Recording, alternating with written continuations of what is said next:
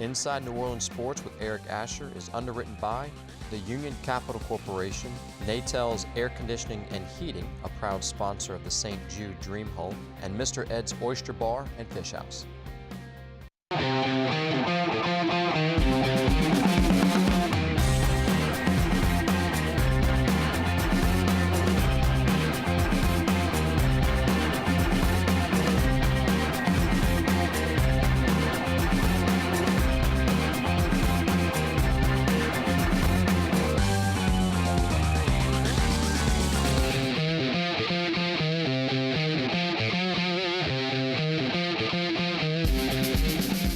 Good evening, New Orleans, and welcome to Inside New Orleans Sports. I'm your host, Eric Asher. Over the next hour, we're going to do it like we always do. We'll talk a lot about what's happening on the local sports scene, a lot about the New Orleans Saints and the New Orleans Pelicans, and we got two guys that know exactly what's going on with both those franchises.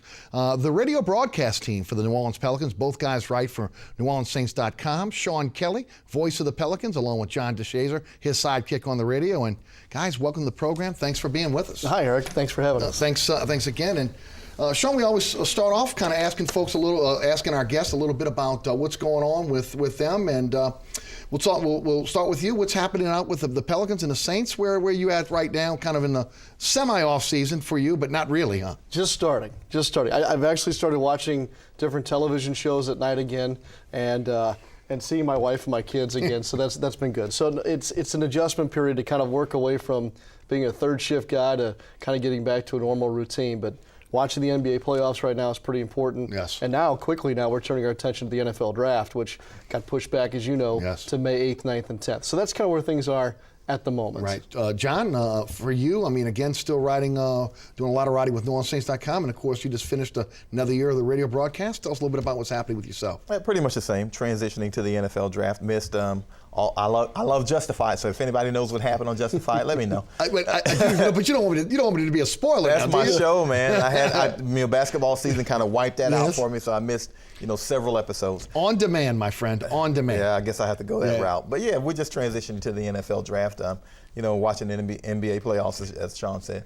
Yeah, well, guys, let's get started. Normally, we start with the Saints. Let's start with the Pelicans today. We'll get into the Saints as well. You guys obviously well-versed in what happened with this team this year. I've asked every one of my guests that have come on since the season has ended and as the season was winding down. And Sean, I'll start with you first. What have we learned about this club that we can take to next year? Obviously, a lot has transpired over this season. Well, we know this. Anthony Davis is the cornerstone of this franchise. He is an elite player who should be a perennial all-star. So let's get ready to enjoy him, because I think we're in for a special ride with Anthony Davis. I think we have our core on the Pelicans side. It's hard to really kind of put that in stone because of the injury situation, but I think we've learned really who they want to build around. And I think that we've learned that Monty Williams now has built a culture for this team and a way of doing things and a way about going down the path even when things aren't going well. I was pretty impressed by Coach's ability to keep that team together and be competitive and get some quality wins down the stretch in a season that just completely fell apart, starting with the injuries in January. Beyond that, I'm not sure I have any more answers about where this team is and what now remains with this roster. I do know there are specific needs. John and I are kind of in agreement on that. And you hope that those can be addressed in the offseason. Without a draft pick at the moment, it has to be done a different way. Yes. And so that becomes a question mark for Dell Demps and his staff. But aside from that, I think clearly we know where this team will hang its hat with regard to Anthony Davis. I think the stability of the franchise under Mr. Benson's really been key. And certainly this is a team that wants to finally make its mark as immediately as next season. And maybe that's the sting that's left from this season, is that they kind of thought that they were ready to make that push toward the bottom side of the playoff picture, even with the Western Conference that saw the number 8 seed, John, with 49 wins at the end. So I think it was Phoenix that missed the playoffs with 48 wins. Yes. Right. Yes. So are you 15 wins better if everybody's healthy? That's a tough question to answer right now. Is. And that's a steep hill for anybody to climb. But I will say this. If they can fill one of these two very specific needs this summer, and if health returns to this ball club, it's legitimately possible that this team will take a major step next year. It's too bad It's too bad the Pelicans don't play in the East. Yeah. It'd be a very short step to get into the playoffs, but that's a whole other issue. John, what can you add to that? Well, I mean, I think that's the big thing, injuries, if these guys can be healthy. I also think we learned that Tyreke Evans can be a viable number 2 option behind Anthony Davis, because Anthony Davis is the face of the franchise. But Tyreke Evans is a guy who needs the ball in his hands and can do wonderful things when he has the ball in his hands, and can do those things with Anthony Davis on the court with him. We have to figure out what happens when Drew Holiday gets back and he's healthy, and what happens when Ryan Anderson comes back and he's healthy, and how these guys are going to fit in. And that transition period could take a little bit, because those guys really didn't get a chance to play together as a core. So they've got to kind of feel each other out. We know Anthony is at the top of the food chain. We don't know how everybody's going to slide in behind him. And it could be a pleasant problem to have, because one night it might be Drew, one night it might be Ryan, one night it might be Tyreke. But you know, in the NBA, you kind of have to have a pecking order. Guys have to kind of understand what their roles are. So we've got to figure out what that is. And I'm in agreement totally with Sean. It was impressive to see how Coach Williams held the team together, how these guys didn't bail out, because they had some opportunities to bail out. They knew they weren't going to make the playoffs, 20, 25 games remaining, and yet those guys still continued to play hard, and especially down the stretch, had a long losing streak, and they could have packed it in. And, instead they said, you know what, we're going to see if we can win these last 2. Beat an Oklahoma City team at home that needed that win. Oklahoma City wanted that win, and just really jumped over the Thunder and beat them up. And then Houston might not necessarily wanted that win in the season ender, but Dwight Howard played and Patrick Beverly played. 2 of their starters came back and played significant minutes, and the Pels were able to beat them too. So, some impressive things that happened down the stretch, and we'll see what happens. And I'll start with you first, John. Is Tyreke Evans the starter? Is he set himself up now that he is the starter? Yeah, he's a starter. The bench experiment wasn't a calamity, but he is clearly more comfortable in the starting lineup. I think Coach Williams said as much. Tyreke Evans certainly says as much. He's been a starter his entire life. When he starts, he doesn't press. He doesn't feel like he needs to come off the bench and do everything at once. He's able to settle into the game plan. And plus, I just like him from the standpoint of, he's a guy who can get a rebound and push it for you. He's a guy who can be an outlet for you. He's a guy with 5 seconds left on the shot clock, can get to the rim. He's got to work on his jump shot, which he acknowledges. He's got to be more proficient as a jump shooter. But still, the things he can do with the basketball in his hands in terms of setting up himself or his teammates, he's a guy who needs to be on the floor, and I like to see the ball in his hands. I would have liked to have seen him in that second unit with Ryan Anderson. We never really got to see that. And I think that was the plan from the start. Let's put Tyreke Evans in a second unit where he has space that's created by a stretch 4 like Ryan Anderson. So we never really got to evaluate that. I am with John, though. I think that the guy is a born starter. I think that he is most comfortable in the same position he was found to be in his rookie year in Sacramento when nobody could stop him. He was the clear rookie of the year. Those shades are what we saw down the stretch. Yes. So now what do? So let's just say everybody comes back healthy. Knock on wood, everything else. Do you now ask Eric Gordon maybe to do what you had asked Tyreke Evans to do at the onset of this past season? I think he's got the ability to do it. I think so too, and I think that Eric has taken a lot of knocks over the last couple of years. But I tell you what, Eric Gordon changed his attitude this season and took on a new role. He kind of yielded to the new piece in the franchise with Anthony Davis. I think that's been overlooked a little bit. So back to the original thought. So what do? Well, Phoenix has done pretty well with basically 2 point guards out there in Dragic and Bledsoe. Yes. And then Doc Rivers all of a sudden seemed to like the fact that when Paul and Collison were together on the floor together, things looked pretty good too. So I don't think it's beyond the realm of possibility to think that Drew Holiday and Tyreke Evans start alongside each other, and you can call them 1 or 2 or point guard. It really doesn't matter. Right. But you better find something at that small forward position and let those 2 guys just go to town. If you can't find somebody who can score for you at the 3, I'm not so sure that 2-guard attack works. Right. You got to have somebody who can space the floor. Right. That's what you have to have at the 3. If you're going to have both of those guys on the floor together, neither one of them is that outside threat. So you have to have a guy who can space the floor at the 3. Sometimes it's the mentality, it's the psyche of a player, whether they can come off the bench and be productive or not. Obviously, Tyreke had a problem in doing it. Eric Gordon, John, do you think? I think exactly what they wanted to do. The scenario with having a guy that could space the floor for Ryan Anderson, a guy that obviously could take the ball off the dribble, get to the hole when he needed to. Eric Gordon can do those things. Do you think that he can make that transition from starter, where he's been for most of his career, to a guy coming up first guy off the bench? Well, I think he can, and I think it would be actually beneficial to him if he accepts it, because now you're coming off the bench going against someone else's reserves. And we've seen Eric Gordon slice up people's starters. We've seen him slice up guys who are stoppers. So we know what he's able to do in those situations. If he's able to do that off the bench, along with the Ryan Anderson, who can space the floor for him and give him more room to create, now all of a sudden you're talking about a whole different dynamic. And in the NBA, it's like this. Not necessarily where you start, it's where you finish. You know, these guys want to be on the floor at the finish. Now, as you mentioned, sometimes it is a mental thing where guys want to be out there as a starter, but most guys want to finish. And this will be a lethal combination for these guys to finish. Say, for instance, you've got Drew Holiday at the point, and you want to finish out with Eric Gordon at the 2 and Tyreek Evans at the 3 if you want to go a little small, and Anthony Davis and Ryan Anderson. That's a pretty strong group to finish out a game with. So, you know, there'll be some options to have if all these guys are healthy. This game's all about matchups. So the more pieces that you can either create matchup problems for them or adjust yourself to what they show, the better. So, like John said, I think that Monty Williams said it quite clearly at the end of the season. Tyreek Evans is not a 3.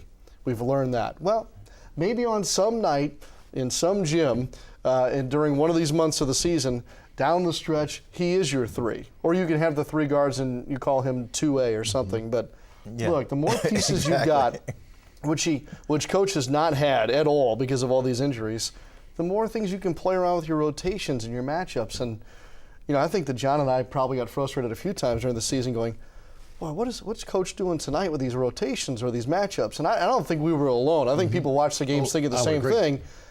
But then you'd sit there on the bus going to the airport or whatever and be like, well, okay, I get it now. He didn't have all the other pieces that he needed, or actually when you looked at who Portland or somebody else had on the floor, he had to do that. His hands were tied in so many different situations. So I just like to see him with the full complement at some point here. And I think that there is fatigue with the fan base, and I think there's fatigue to some extent in the organization.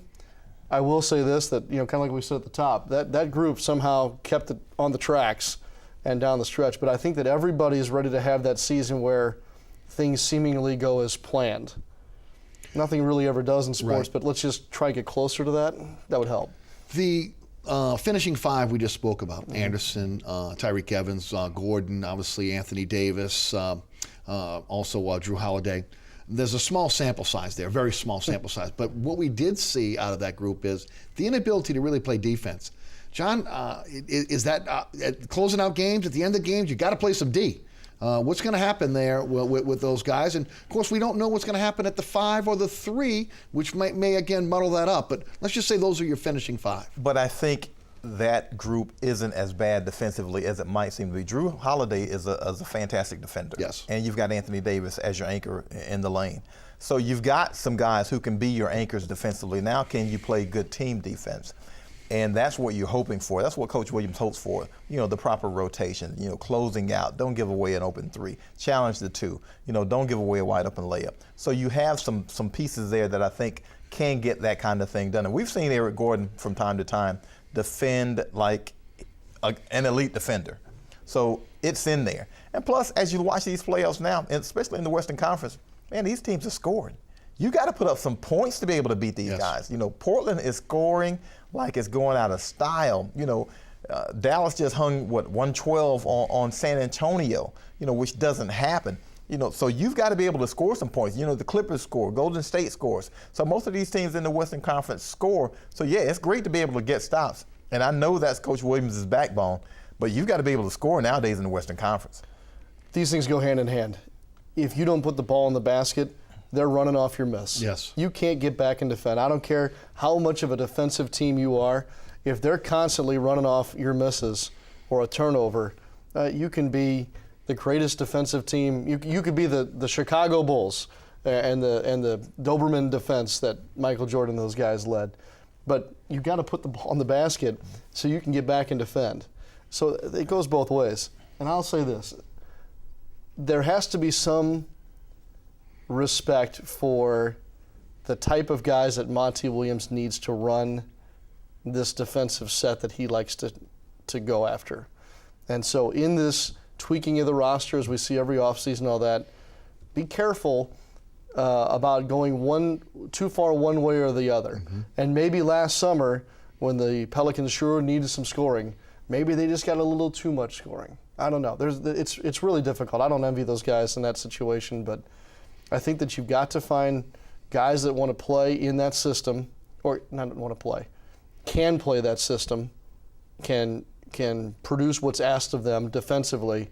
But the other side of that is, as John said, just look at all these teams. They score. It's hard to find a happy medium because you just mentioned the Bulls and you mentioned Jordan's Bulls. Today's Bulls, of Joakim Noah and Tom Thibodeau, can't score. Right. Now, they can stop you from scoring, but they want to win 89, 87. Well, a win's a win, but it's not very attractive. And it's hard for them when they can't when the Bulls can't score 90, it's hard for those guys to win, as we've seen here in the playoffs so far. You definitely can't win in the West doing that for sure. No, you can't. No, you've got to be able to score in the West. Now, and Sean said, it's hard to get stops when the other team is constantly being able to run off your misses. So you got to be able to score the basketball so you can set your defense.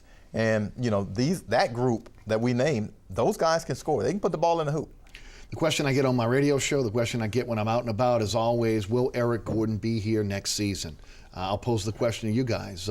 Looking at this roster right now, looking at the cap room that they have, $30 million due him over 2 years. Again, that last year is a player option. He can opt out. Do you think that he will be here when they open up the season in October? Well, I would answer that. Well, first, yes, I believe he'll be here. But because I give this caveat. Unfortunately for Eric, he didn't play a complete season. He required more surgery. And so now that throws into the equation, is he healthy, durability, availability. So if you're another team, you're thinking, okay, I like him, but he hadn't been healthy. I like what I see out of him, but he maxed out at 64 games. I think last season he played about 42. The season before that, played 9. So, yeah, he's escalating, but he's not at the 75-game range or whatever. So, do I want to tie up that kind of salary and a guy I'm not exactly sure of yet? So I would think just from that standpoint, he would be here. Plus, if I'm the organization, I'm not exactly anxious to run him because, again, we're talking about guys who can score the basketball, and that's a premium in the NBA. There aren't a lot of guys who can score, 10 points in 7 minutes like Eric Gordon can. He's capable of those kinds of things. Sean, what do you think? I'm torn, really, because I think that there are factors that make it difficult. If somebody came along and said, hey, we'd like to work a deal with you regarding Eric Gordon, I think that his contract is maybe difficult. I think the injury situation is certainly a part of the conversation. But as John said, look, there's a lot of junk out there in the league. And I'm not trying to be disrespectful to anybody, but I think guys like Eric Gordon are still in the upper half of the talent pool in this NBA. And so when you've got a piece like that, and at some point you have to let go of what you're paying the guy. Whether you believe you made a bad choice or not with regard to the way his contract is structured and how long it is, at some point you have to cut that off as a fan or as a broadcaster and say, look, can this guy help this team win? And I still think that Eric Gordon can help this team win. He played his most games this season that he had played in at any point in his New Orleans tenure. As John said, he can microwave it a little bit and get up and down the floor. And I still think if Eric Gordon gets back to where he was at one time, he was a ferocious defender. But can he? Physically, can he? We don't know. Because he doesn't look like he's got the same hops that he had. He's been able to finish like he was before. I'll give this, and it's obviously a very, very small sample size. When they played Houston here, he shut down James Harden for 3.5 quarters or so before Houston started doing a couple of cute things to free Harden up. He shut him down. And I mean, not, give me help. And he got in his jock compression shorts now because nobody does it. Yes. And shut him down. I mean, so if he can do that with James Harden, that tells me there are situations where Eric Gordon can do this because you won't find a guy who has as much of a green light and as much of a score as James Harden is right now at the 2 guard. And let's go back to our earlier scenario. Let's just go back and say Eric Gordon comes back and he is your sixth man. He's your, well, pick one. Jordan Crawford. Yeah. Okay. Well, maybe what if he is a half step slow, or he can't jump like he used to? Well, let's see how he does against the second tier guys in the league, as opposed to running him out there against frontline guys every night. So maybe the timing of it all happens pretty well, pretty good. So, look, I don't put anything past anybody as far as dealing him this summer or finding the right fit or whatever. So that's why I can't truly answer the question. I just want to say at this point, I think there's still value there, and I'm willing to hang on a little bit longer. You're watching Inside New Orleans Sports. I'm your host, Eric Asher. Our guests tonight, Sean Kelly and John DeShazer, the Pelicans broadcast team. They both also write for NewOrleansSaints.com. 504-866-3200 is the phone number if you'd like to join the conversation. You have a question or a comment for our guest. And guys, when you look at what's coming up, what the need is, and again, I think everybody agrees it's a 3 and a 5. But with the limited amount of cap space that you have, you may not be able to fill both of those voids. Sean, I'll go with you first. If you had to pick one, okay, what is it? Can you live with the centers you have on the roster right now, or you have to have a center, or do you have to go out and get that quality 3? I think it's the 3. I really think it's the 3 because I think it sets up what we had talked about earlier with the guard scenario. But at the same time, I also think you have to have somebody alongside Anthony Davis. Now, Anthony's getting bigger and stronger with each offseason, so he's going to be able to hold his own a little bit longer. Does Jason Smith come back? Does Jeff Withey take the next step like maybe we think he might? I think he showed us a few things down the stretch. And the other thing is Lexi Ajinça. And John had pointed out some things kind of late in the season that opened my eyes a little bit about comfort level and learning what his strengths were, in those last 2 matchups with Dwight Howard. The first of the last 2, Howard's throwing him around like a rag doll. And that's because Lexi's playing into Howard's strengths. Well, as soon as Lexi started to figure out I can pull Howard away from that paint a little bit, he wants no part of this face-up jumper that I can drop on him. And if I get sneaky enough, I can get underneath him to pick off one of those second chance buckets. So I think maybe you're less in need at the 5 as you are the 3. And I love watching small forwards play. It's the most versatile position on the floor, and the Pelicans sorely need, I think, an upgrade at that spot. And I think that would be, if I'm ranking them, it's the 3 and then the 5. John? Yeah, I go the same because I think they can kind of piecemeal it at the 5. I think you can get through enough of the game until you get to the point where it's AD and Ryan Anderson on the floor together to kind of finish it out. So I think you can kind of piecemeal it there. But a scoring 3 is sorely and obviously needed. You got to be able to spread the floor. And I think, again, you'll get to the situations later in the games where maybe you finish out with Drew Holiday and an Eric Gordon and a Tyreke Evans. And maybe Tyreke Evans doesn't like to be called a 3, so call him, 3 guards. You can call him whatever you want to, but maybe you end up finishing out with him at the 3 kinda. But I think you have to have a guy who can go out in the beginning of games and make teams respect you. You can't have the other teams, one of their top scorers, not only be able to score against you, but not have to defend, to be able to play free safety. And sink in. Yeah. And that's what you miss when you see, a LeBron, and LeBron can do this against anybody, but that's a bad example. But you see opposing small forwards able to just freelance around defensively because they don't have any respect for the Pelicans small forward. They don't think he can score, and so they can freelance around. And then on the other end, so now if you're swapping out, and at the end of the game, their opposing 3 has 22 and yours has 7 or 8, that's a pretty big imbalance. Yes. Guys, and I've talked about it all season long. If there was a silver lining, you got a chance to be able to get some playing time for some guys that, if you have your full complement of players, they're not seeing the court. Right. So you got a sample size on some guys that would be your bench players. Looking at those guys, the Millers, the Rivers, the Roberts, even the Witheys, even Luke Babbitt, who came on late. Who do you think the Pelicans stick with going forward? Well, I think that Rivers stays in their plans because of what he did in the last 40 days of the season. I think that Brian Roberts has proven that he is a quality backup point guard. So the question with him is he now a piece that you're willing to spend a little bit more money on to bring him back? Or are you content now with kind of a Holiday, Evans, Austin Rivers rotation? So Roberts may be a little touchy.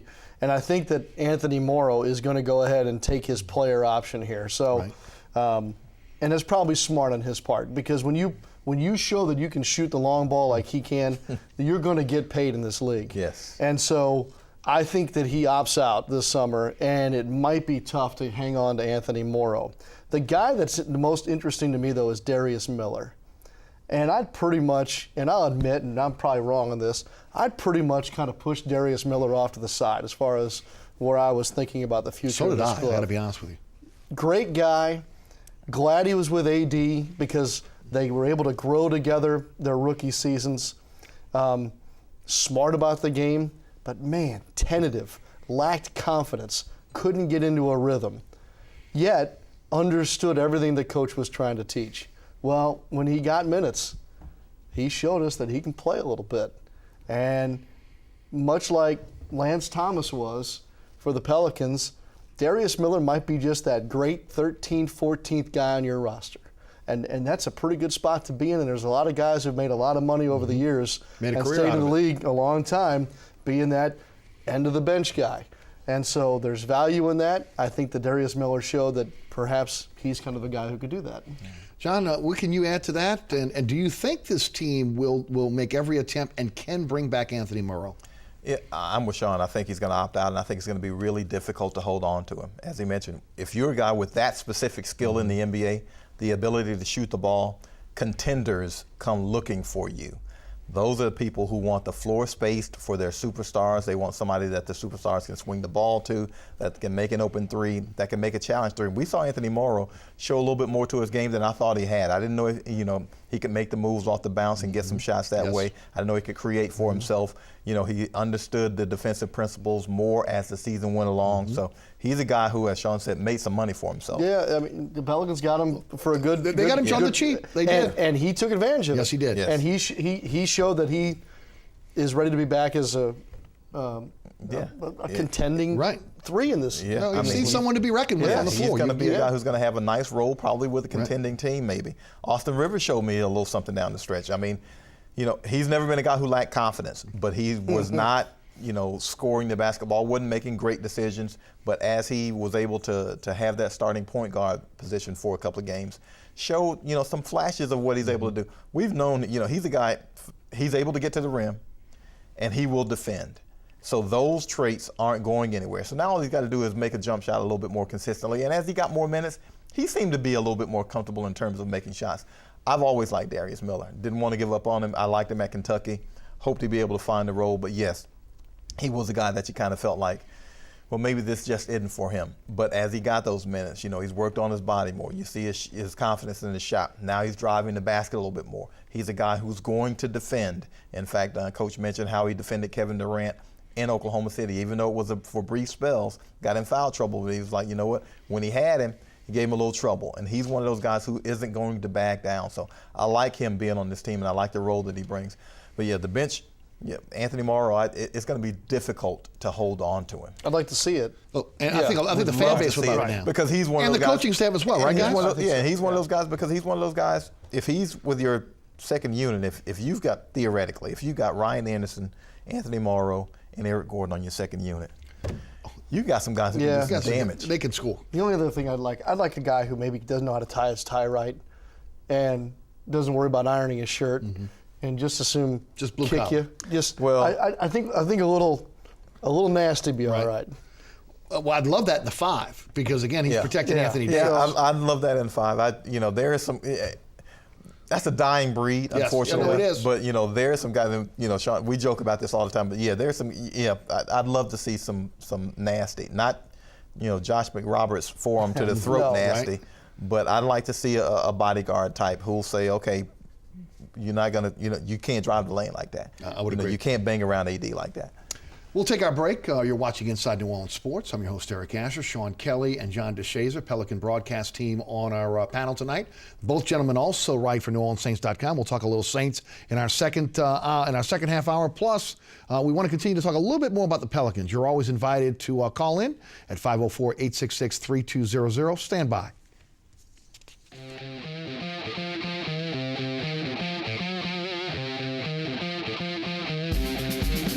Inside New Orleans Sports with Eric Asher is underwritten by the Union Capital Corporation, Natel's Air Conditioning and Heating, a proud sponsor of the St. Jude Dream Home, and Mr. Ed's Oyster Bar and Fish House. You're watching WLAE, New Orleans Public Television. Find us on Cox Channel 14, Charter Channel 11 and 711, AT&T Channel 32 and 1032, Dish TV, DirecTV, and over-the-air broadcast on Channel 32. St. Jude Children's Research Hospital is literally saving kids' lives. It's a very special place, friendly place. To see the kids that they're helping on a daily basis was unbelievable. Families never receive a bill from St. Jude. Discoveries made at St. Jude are freely shared. The hardest cancer cases in the world go to St. Jude. We won't stop until no child dies from cancer. Join us. Join us in supporting Hoops for St. Jude. Visit stjude.org/hoops to find out how. Welcome back to Inside New Orleans Sports. I'm Eric Asher along with John DeShazer and Sean Kelly, Pelicans broadcast team. We'll also get to the Saints before our show is over. Guys, Pierre Jackson, you got a log jam at the guard position even if everybody comes back. Obviously, it's going to a lot depend on what's going to happen with Brian Roberts, similar players. Sean, we'll take you first. Do you think Pierre Jackson's on this team next year, or do the Pelicans kind of hold off, let him sit in Europe for another year? What do you think happens there? I think he's on the team, and I have nothing more to base it on other than that they want to see what he's going to do in Summer League. I think they're going to like what they see. I think that Dell Demps is a fan of his style of play. Think Nate Robinson a little bit here, okay? So I don't want anybody to think that this is going to be the next scoring champ in the NBA, despite the big gaudy numbers he put up in the D-League. I think it was important for him to go over to Turkey to finish out the season, a phenomenal club that he played with over there. This is a guy who is a really nice piece and changes the floor completely when he gets on the floor. At least the tape I've seen is that. I'm trying to think maybe another guy other than Nate Robinson, but literally when the tempo of the game is stale or you need that little you know what I'm talking about. Mm-hmm. I think he's a guy who can do that, and I think maybe there is a place for him on this roster. So right now, if you're going to put me on the spot, I say yes, he's here in October. John?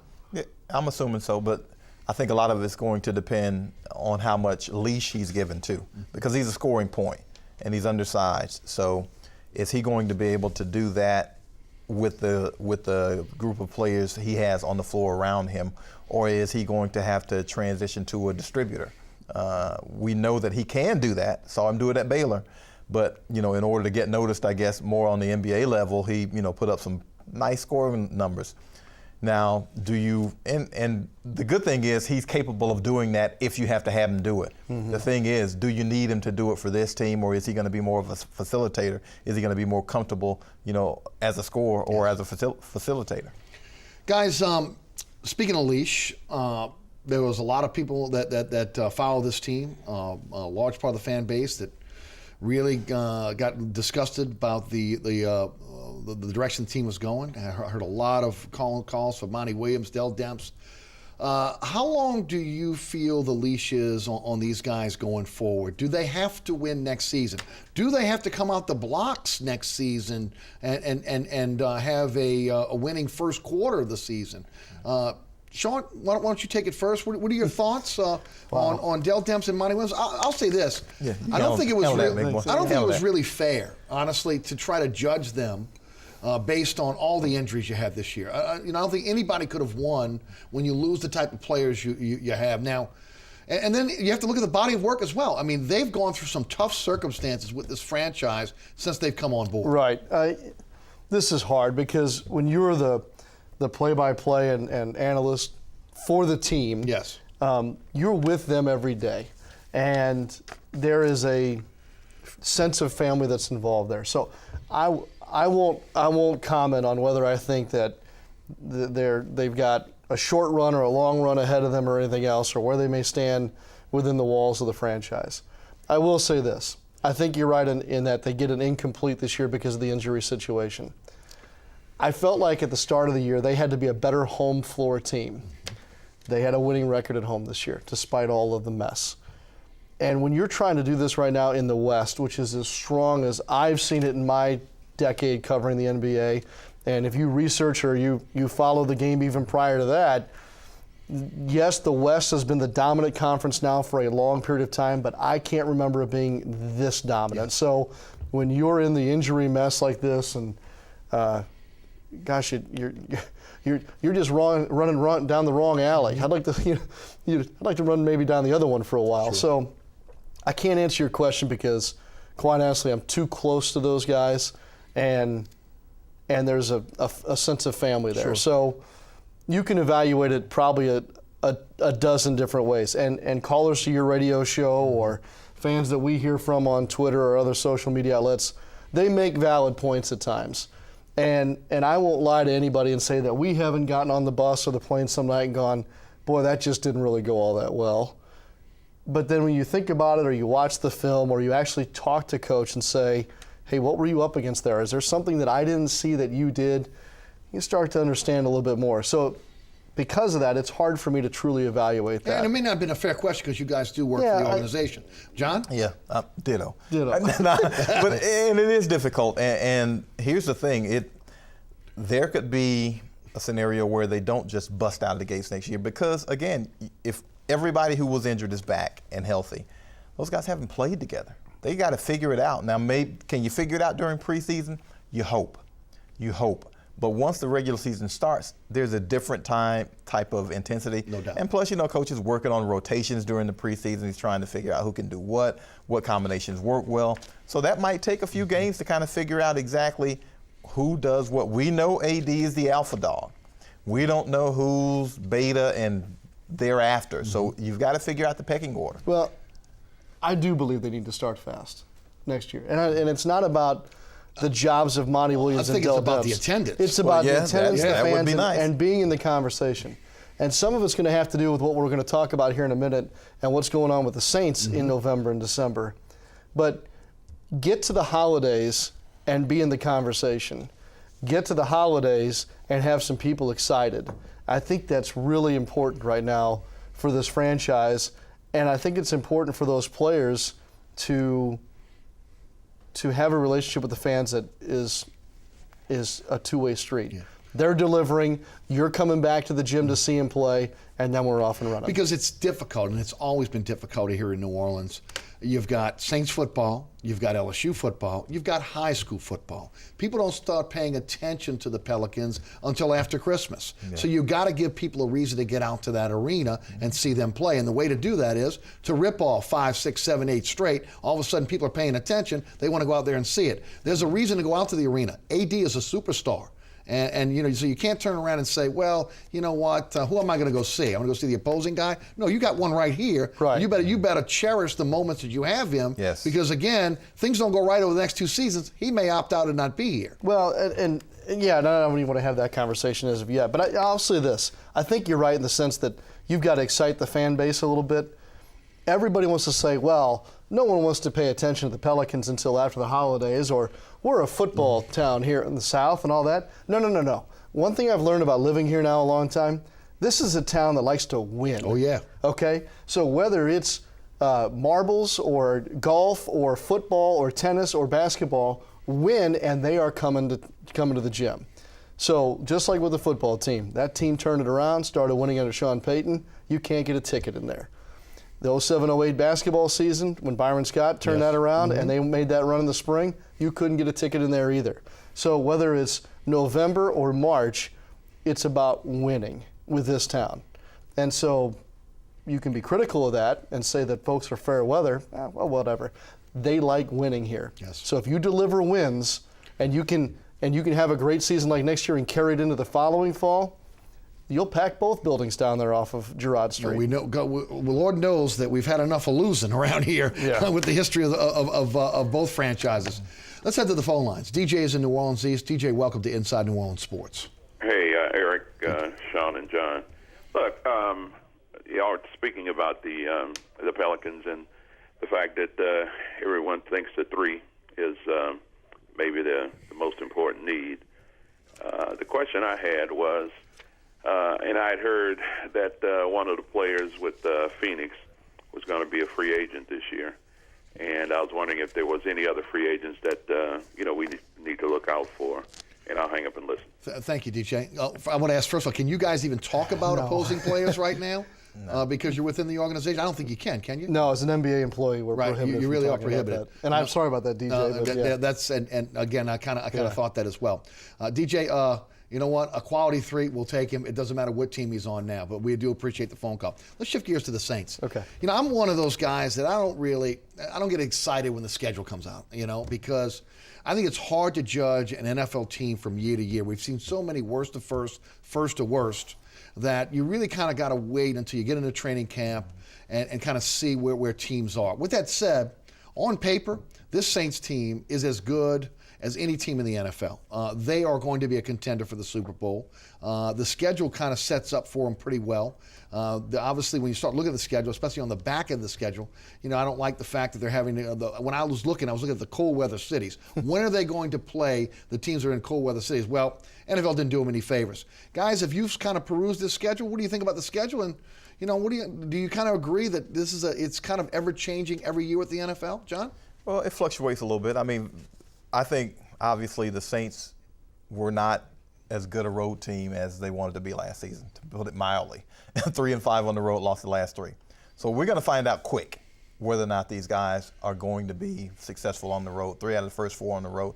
And if you can get out of the gate quickly on the road, we know what they're capable of doing at home. Yes. So that's where they have to take care of business. That's where they want to take care of business. If they take care of business on the road, everything else is probably going to pretty much fall into place. Now, you don't want to get into the situation where you just assume they're going to win at the Superdome all the time, but you almost assume they're going to win at the Superdome all the time because of what they did last season. So you'll find out a lot about them then. Those late season road games in cold weather, Pittsburgh, Chicago, I think winning that playoff game in Philly gives the team a new mindset. Yes, we can go on the road. Yes, it can be cold. Yes, we can win.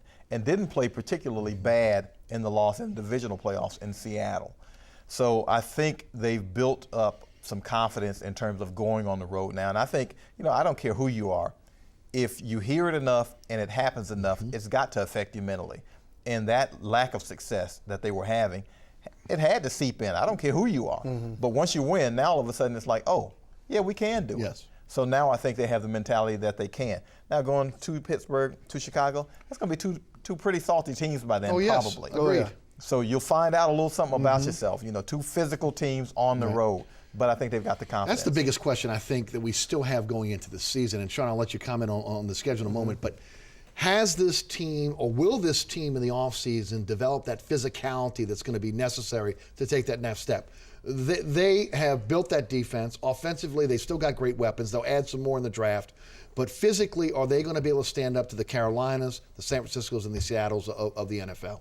I have no concern on the defensive side of the ball. Neither do I. None. With Kenny Vaccaro and his personality, and now Jairus Byrd, and with Cam Jordan, all those guys are up front, I have no problems or no concerns about whether this team can go face mask to face mask with anybody in the league. That's a real positive, I think, that's grown, starting with Rob Ryan's changeover last year and some of the key people in key spots on that defensive side of the football now. So I think that's fantastic. With regard to the schedule, I don't care for the fact that you open the season against your arch rival. Yes. It happened last year. I don't like it again this year.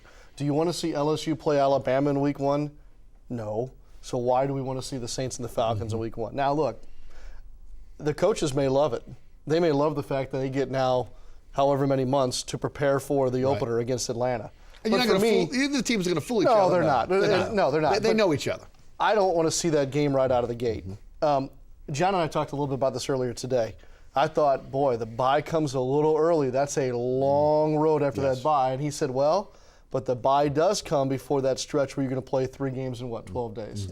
And then sure enough, the NFL, and they love doing this, just take a look at the bottom of the schedule. You guys talked about the road games, namely, of course, Pittsburgh and Chicago. But 3 of the last 4 against your biggest division rivals, that's a great way to decide how the postseason is going to look. It provides drama down the stretch.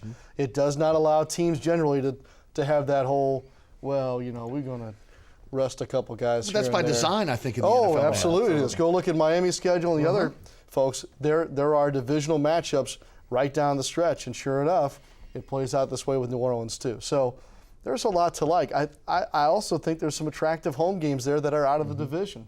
As John pointed out to me earlier today, and I didn't really put enough merit in this, I don't think, having the Green Bay Packers come to your building, I don't care whether Green Bay is up, down, or indifferent, but they are pretty good. They have a guy named Aaron Rodgers, and it's one of the most traditional franchises and unique looks of a uniform or anything else, and they're coming to your building. I think that's pretty cool. No, I think it's a nice schedule. I think it sets up for them well.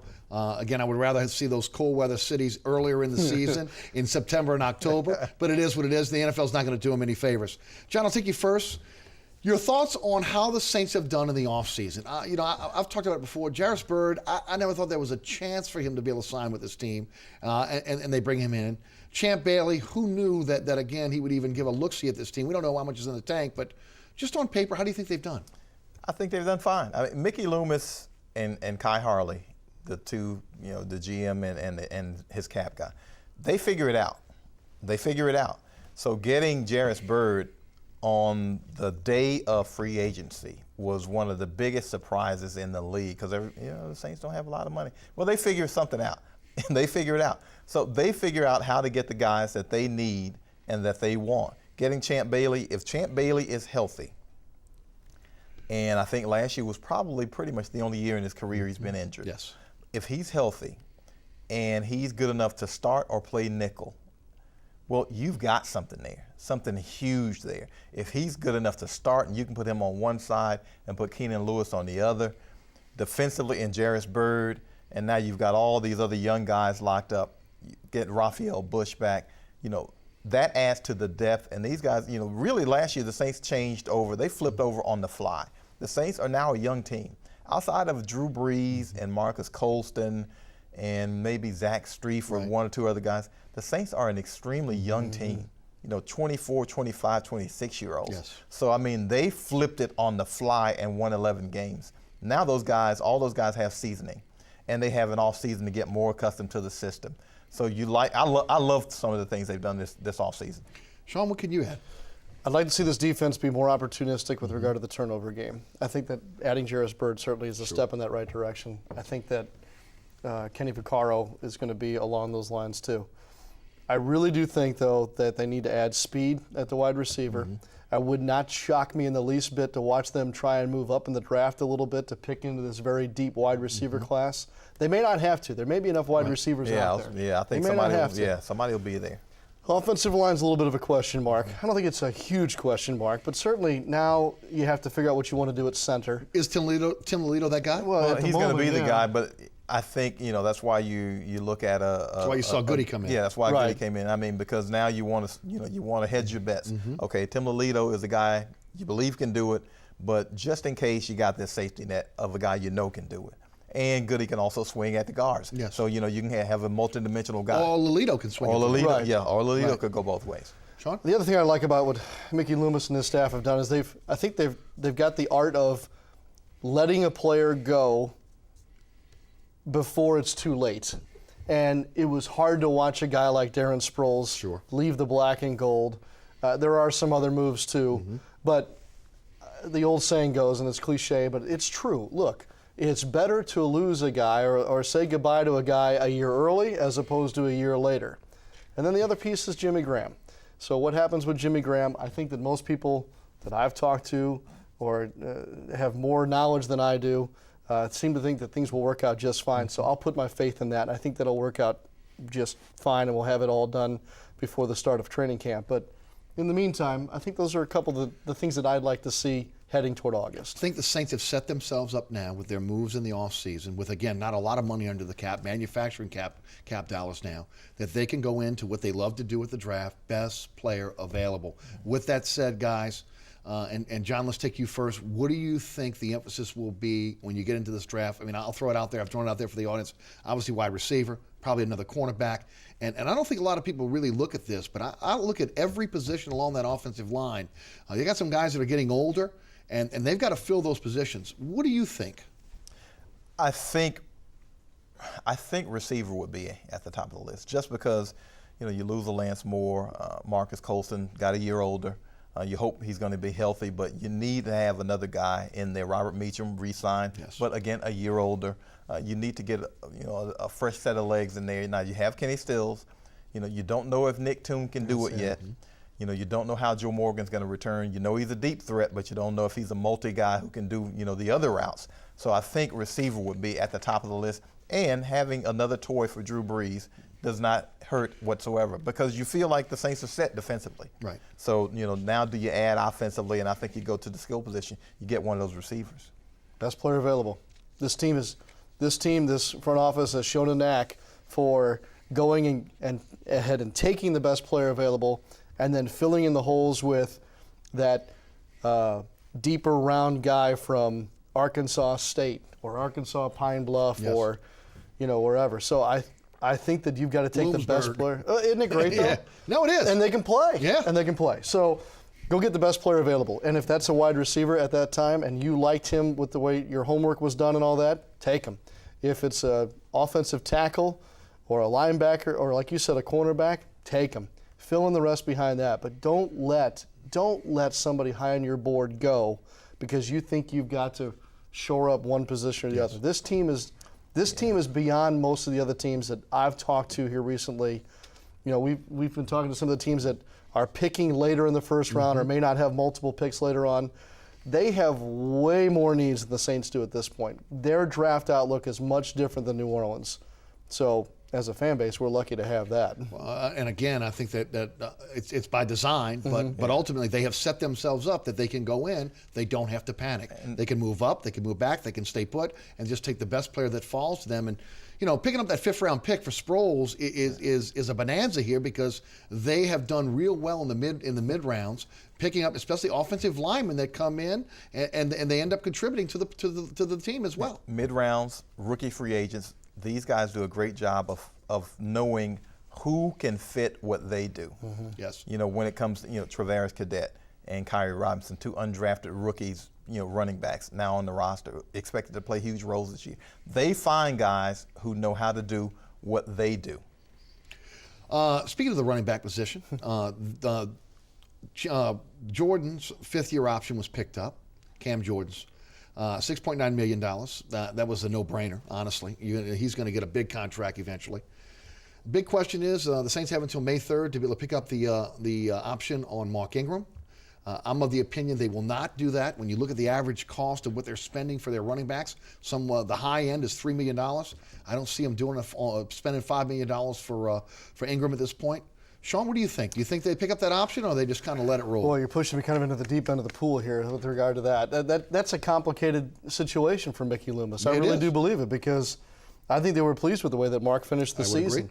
And in the NFL, is it rewarding a player or saying you're our guy by picking up that option, or can you do that without having to pick up that option? Can you make him feel that he's that one of your meant guys, something, right? That meant something into the season without doing that and making a smart business move there. So, again, that's a little deeper into the pool than I'm used to as far as option years and all that in the NFL. But I guess that's my thinking, and that's why, in my eyes, it makes it very difficult here in the coming days to make that decision.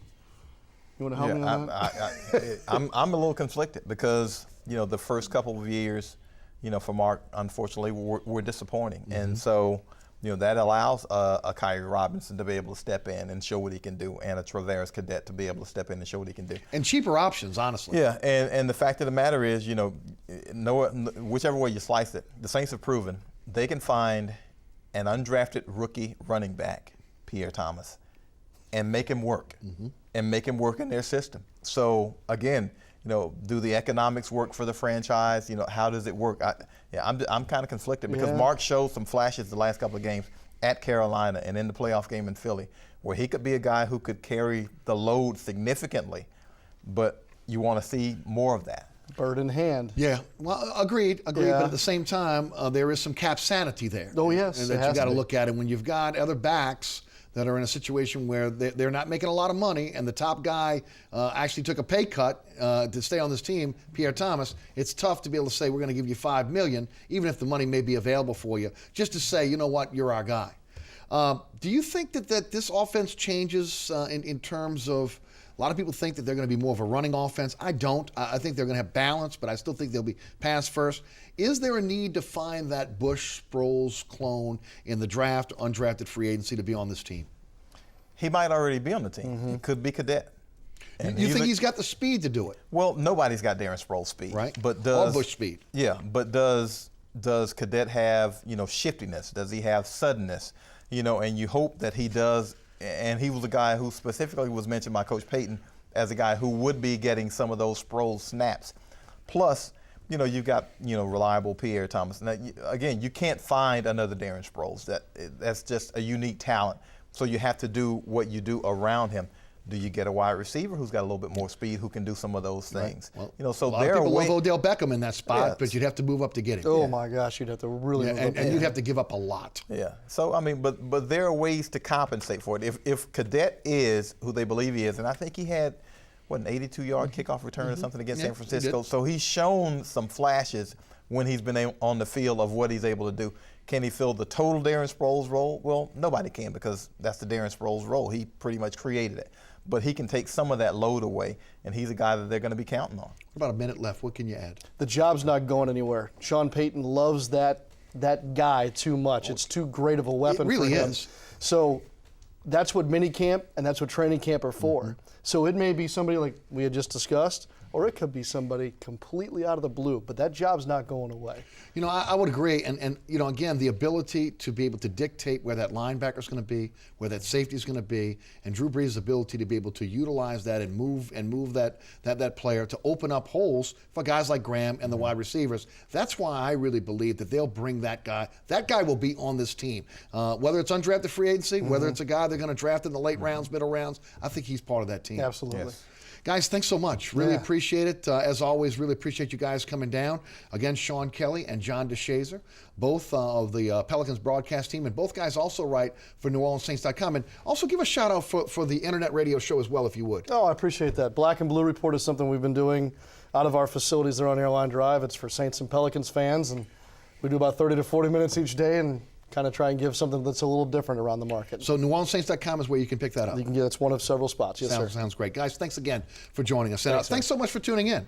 Remember, there is a rebroadcast of this program each and every Friday night here on WLAE TV at 10 o'clock and also on Pelican Sports Television in New Orleans, Baton Rouge, and Lafayette.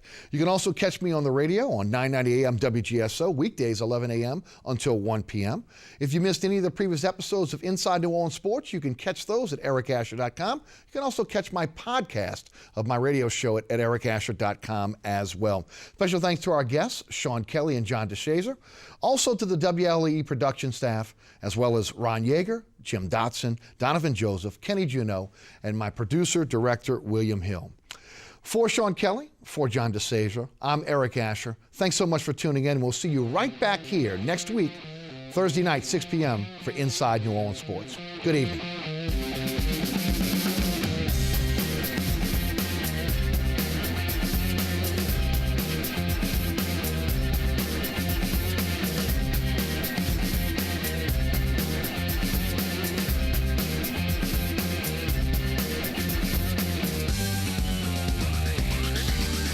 Inside New Orleans Sports with Eric Asher is underwritten by the Union Capital Corporation, Natel's Air Conditioning and Heating, a proud sponsor of the St. Jude Dream Home, and Mr. Ed's Oyster Bar and Fish House.